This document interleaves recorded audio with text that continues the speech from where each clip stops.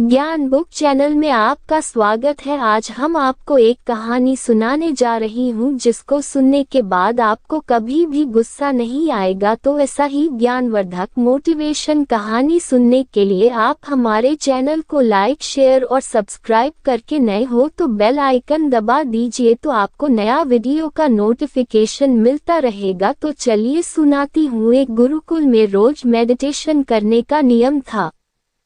Meditation करने के बाद अपनी प्रोग्रेस अपने गुरु को बतानी होती थी। एक नए लड़के को मेडिटेशन करने में बहुत परेशानी हो रही थी। मेडिटेशन के दौरान फोकस ही नहीं कर पा रहा था, जिसकी वजह से वह बहुत गुस्से में था। उसके गुरु ने उससे पूछा, तुम्हें वास्तव में किस चीज पर गुस्सा आ रहा है?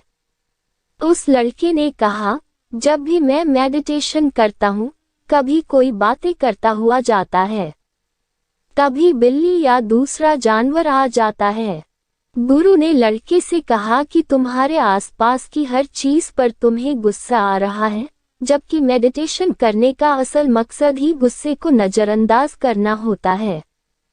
तुम्हें कोई तरीका ढूंढना होगा जिससे तुम अपने आसपास के लोगों और जानवरों और चीजों से डिस्टर्ब हुए बिना मेडिटेशन कर पाओ।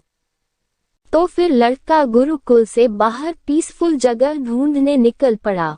उसे बहुत शांत नदी का एक किनारा दिखा। उसने वहीं पर अपनी चादर बिछाकर मेडिटेशन करना शुरू किया। जैसे उसने आंख बंद की तो उसे हवा चलने की आवाज है, उस पर गुस्सा हो गया। फिर पेड़ के पत्तों की आवाज है तो उसको गुस्सा आ गया। तभी पक्षियों की आवाज आई तो उसे उस पर गुस्सा आने लगा।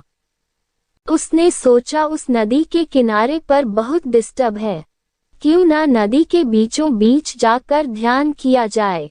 वह एक नाव में बैठकर नदी के बीचों बीच गया और वहां मेडिटेशन करना उसने शुरू किया। नदी में मेडिटेशन करते वक्त उस लड़के को अच्छा महसूस हो रहा था। फिर वह रोज नाव में बैठकर नदी के बीच में जाकर मेडिटेशन करने लगा।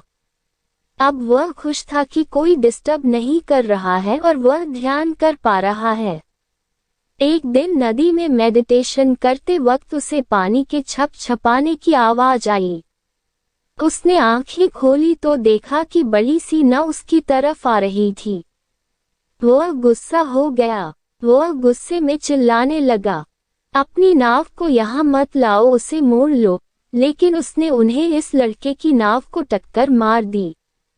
लड़का बहुत गुस्से में था, लेकिन जब उसने उस बड़ी नाव में देखा तो उसमें कोई भी नहीं था। वह गांव तेज हवा और पानी के बहाव से वहां आ गई थी। तो उस लड़के को अपने गुरु का सवाल फिर से याद आया कि तुम्हें वास्तव में किस पर गुस्सा आता है। लड़का समझ गया, क्या असल में गुस्सा उसे दूसरे लोगों की वजह से या परिस्थिति की वजह से नहीं आ रहा, बल्कि खुद अपने रिएक्शन पर आ रहा था। इसके बाद से लड़के ने फिर से गुरुकुल के अंदर मेडिटेशन करना शुरू कर दिया। जहां पर पहले ही की तरह डिस्टर्बेंस था, लेकिन अब उसने उस शोर को एक खाली नाव की तरह समझना शुरू कर दिया था। इस कहानी से हमें यह सीख मिलती है कि बिना आपकी मर्जी के कोई भी चीज आपको गुस्सा नहीं दिला सकती। किसी चीज पर अगर आपको गुस्सा आता है तो आप उसे एक खाली नाव की तरह ही समझना। दोस्तों, अगर यह कहानी पसंद आई हो तो आप हमारे चैनल को लाइक, शेयर और सब्सक्राइब करके बेल आइकन दबा दीजिए। आपका दिल से शुक्रिया अदा करती हूँ। प्लीज एक लाइक और एक सब्सक्राइब कर दीजिए। आपका धन्यवाद।